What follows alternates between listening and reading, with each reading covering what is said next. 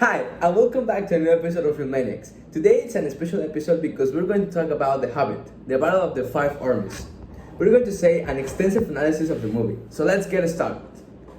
First, we wanted to ask ourselves, what does literature have to do with movies? And well, we discovered that literature has everything to do with movies because, first of all, you need a script for making a movie, right? Yeah. And you need the script need to have these emotions plus for the actors to know what to say and how to act. So I think we thought that literature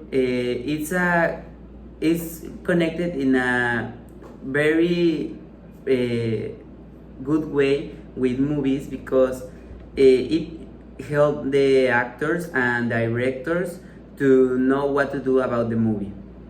I think that you're right. Like all the movies thing and scheme. Like we know that it has like a script. So that's like a really good way to say that it's really related because it's also like all the script and the way the movie is made is really put it in like in the script, like in all the written thing.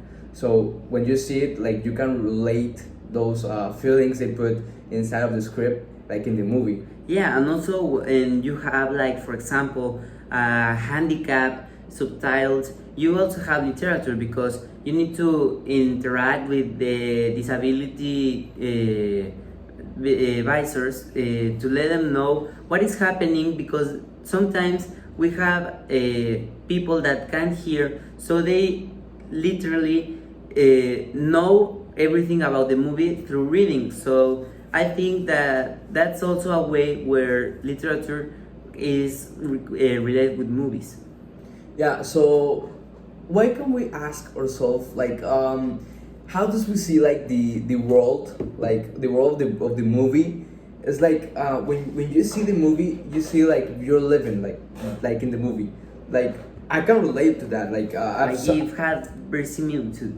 yeah, that's the world. Like I've seen the movie like 5-6 times because like it's really great. Like I feel like I'm there fighting with the orcs and the Elves. and the elves and against Sauron, and I feel like if I was like Frodo with the Gollum like fighting, so like I feel over there, like I feel being there, like so I think that like the movie it really like gives you that that feeling of you being there, like that's what the objective of the movie is, like you to be feeling that you're there like fighting with the archer, with Legolas, and that's like the feeling, and also like all the how the movie is made, like all the cinematography, like we can say like that, all the photos and all the videos that are inside the movie, it makes you feel like you're inside, like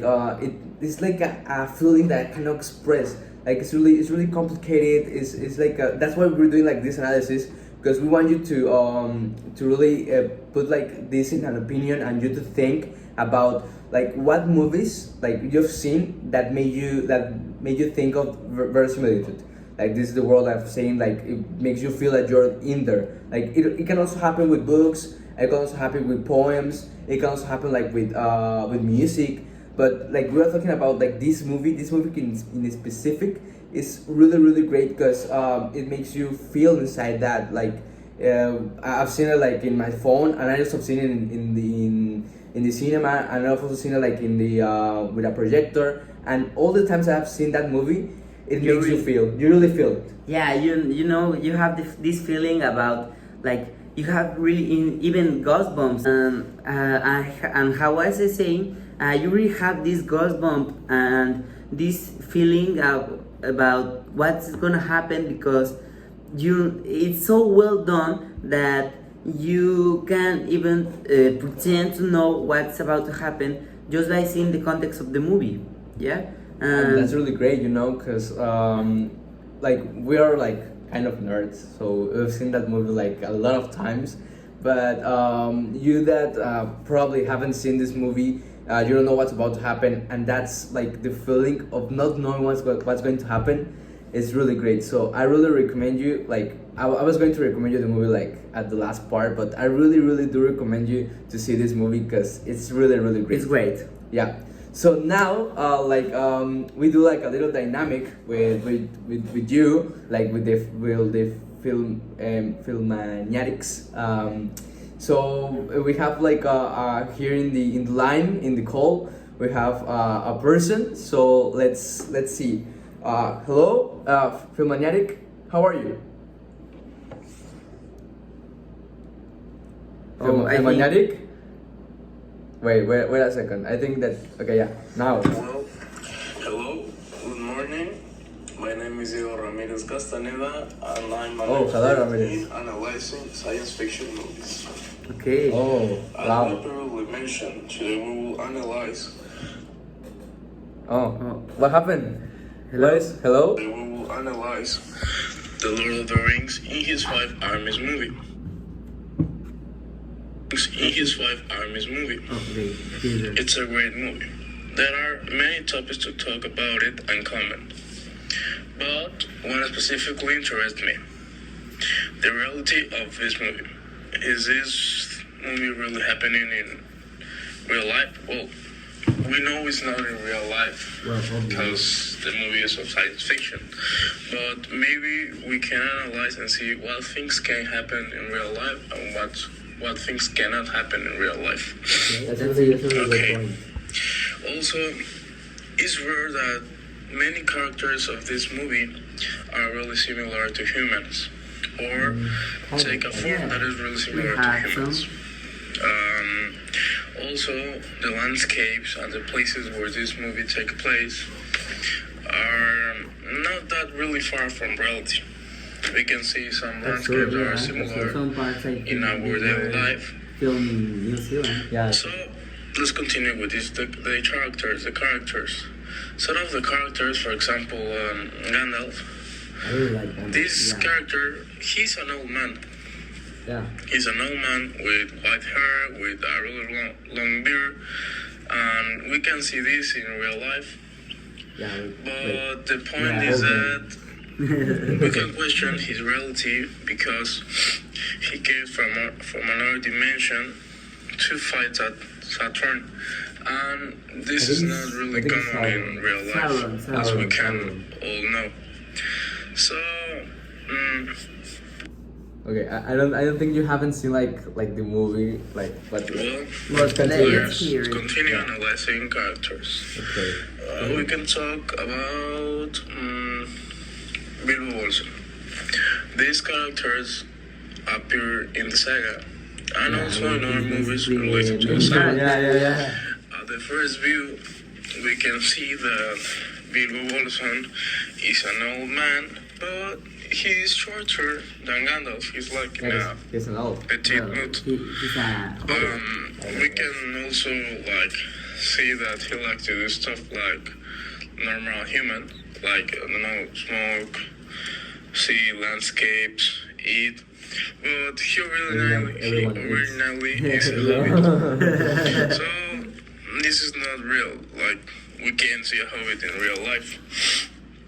But we know we can't see a hobbit in real life. we always know. Maybe these hobbits are like, I don't know, Aluxes in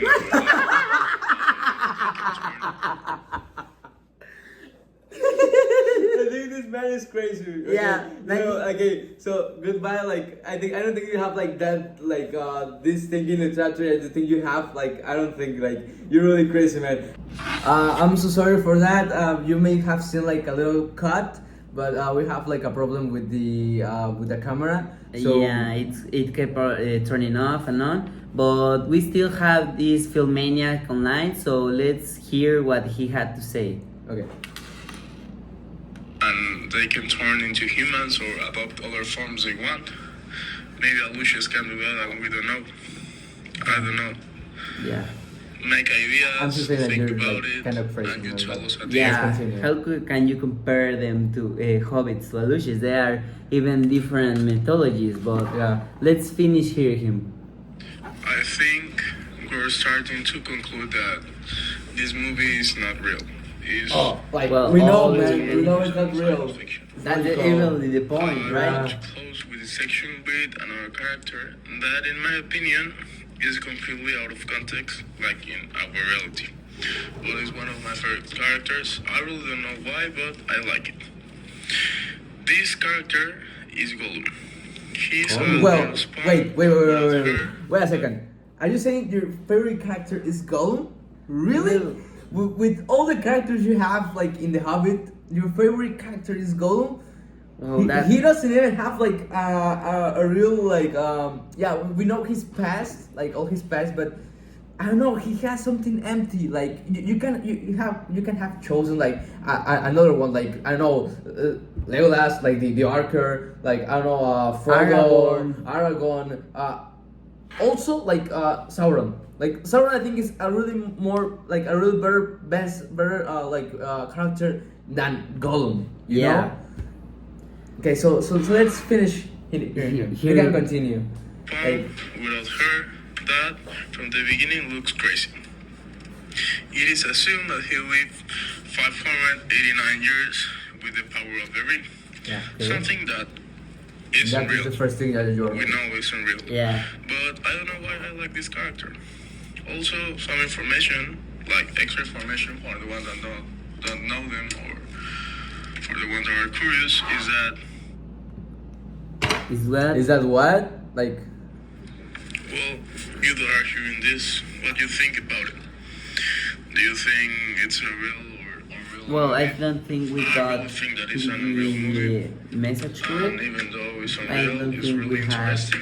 And we can grab facts that we can see in real life and analyze them, but surely it's unreal. Also, do not forget to suggest us more movies or series to continue with this podcast, and we'll continue with our partners. Okay, so we are not our partners, dude. But thank you very much. I think that man was really crazy. Like he said Yeah. really crazy things.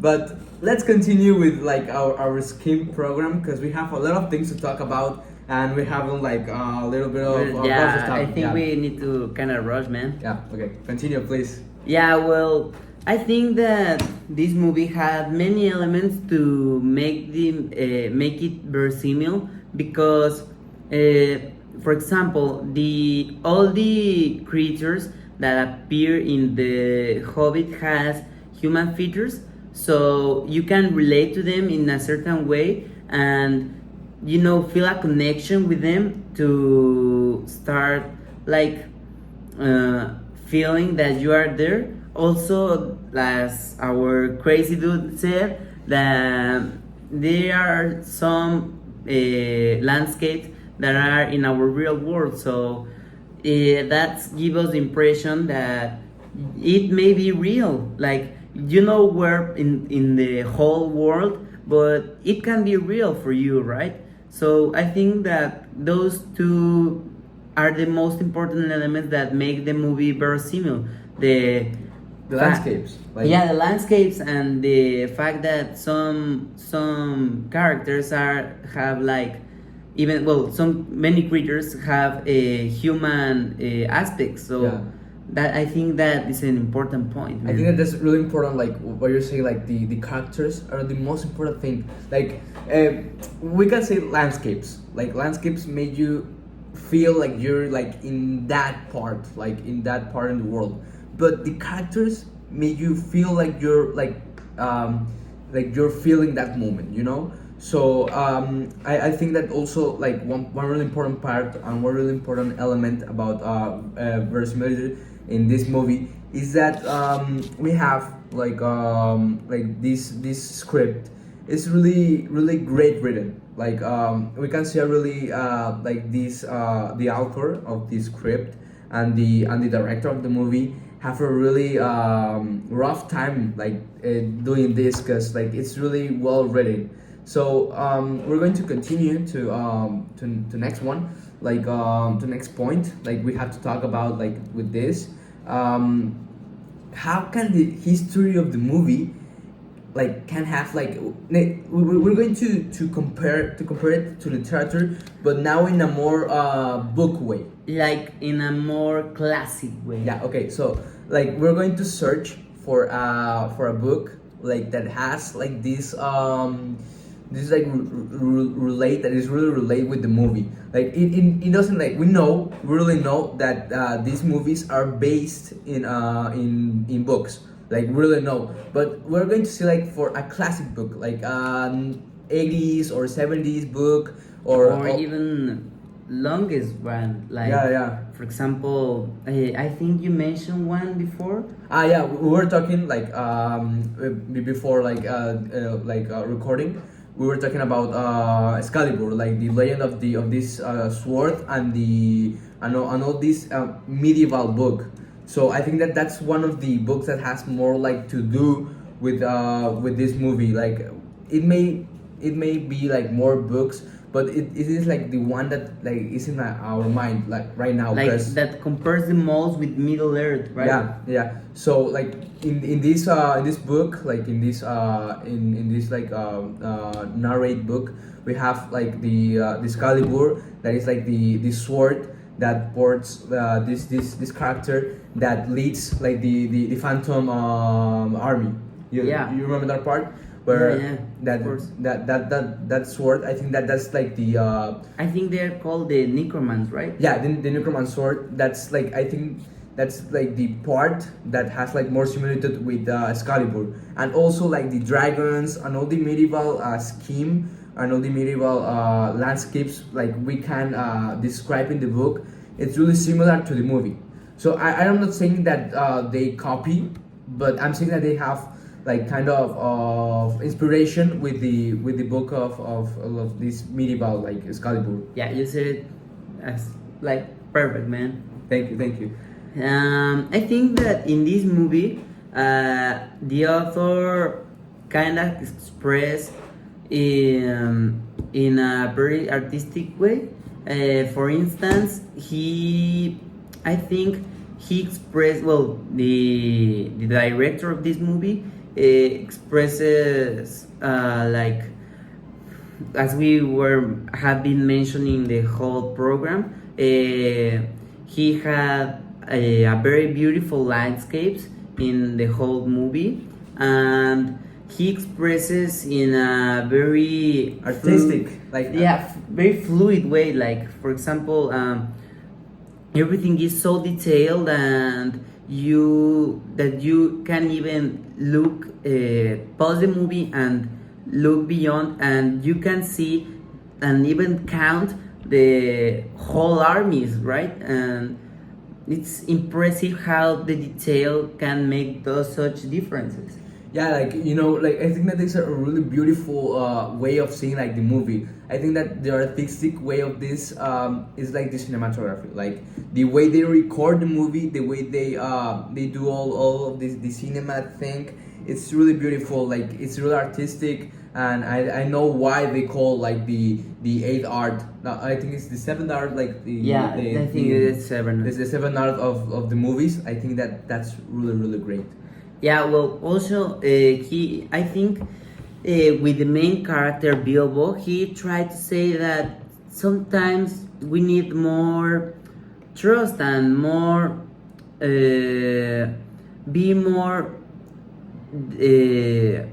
like less careless with our things, like be better with our neighbor, because Bilbo is like that. He's always looking for the good, even though he's many times been pushed away and throw it. And I think he always come back with such kindness and such friendship that I think that the authors want to say us that sometimes that's what we miss, right? The friendship and the loyalty that to our friends, even though sometimes they are mad to us and even sometimes crazy, right? Yeah, I think that the author really want to express this social aspect that is always present in literature, like this aspect of social, like in all the books we've read. we see that this aspect social that this author criticizes about our society,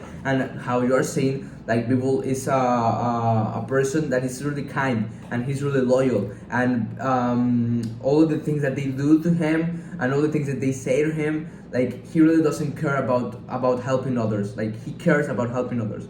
So I think that, and he remains loyal even though all the bad things they happened. so I think that that's like how like this director or this author of this movie want us like to be a society, to be more kind, to be more loyal, and also to be like really more to care about more people than us. Yeah.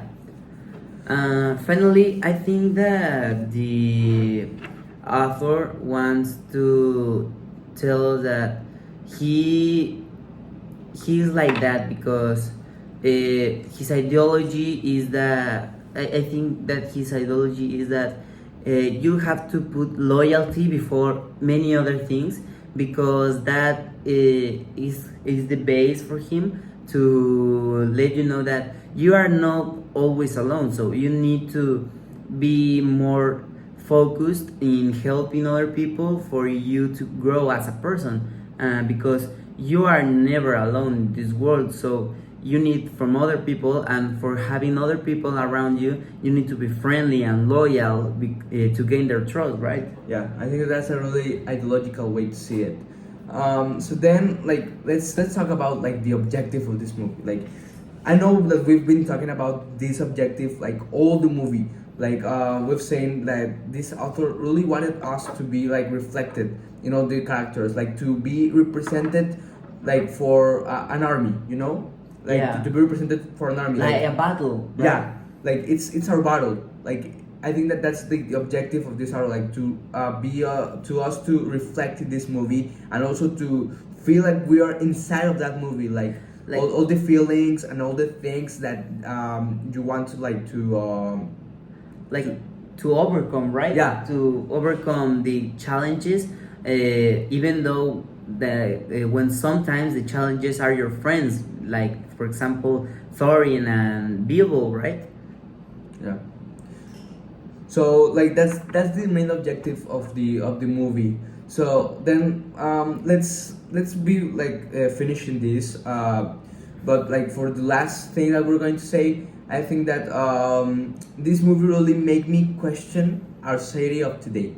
Like, you know, we've been always thinking about a battle, about like doesn't don't care for others, and like you were Always saying care about of yourself, right? like yeah, and like you were saying about Bibble, he was really loyal, he was really kind with other people that was bad to him. And I think that the last part of the movie, like I'm going to say it because like I think it's spoilers, but when they have Frodo to go to like this paradise, like at the final chapter of the movie, I think that that's the really heaven to them. Like I think that that's the part like the author wants us to really see.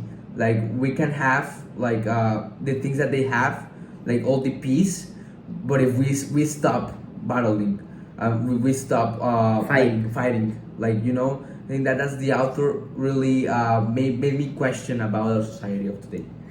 Well, I think my it touched me really deep inside about the loyalty do I have to my friends, because sometimes when my friends are like angry or mad, I just leave them alone, and I don't question myself that what's happening to them, and that maybe I can help them, like to have a better day, for example. And I think that's loyalty, because when you really care about your friends, you want to do everything for them to be great. Yeah. And I think that this movie touched me. Like sometimes I need to be more focused in others, because sometimes I focus only in myself, and I don't see that everybody can be struggling with something, and they have problems that they need our help. That's what the movie left me. I need to be more loyal. I think that you're right.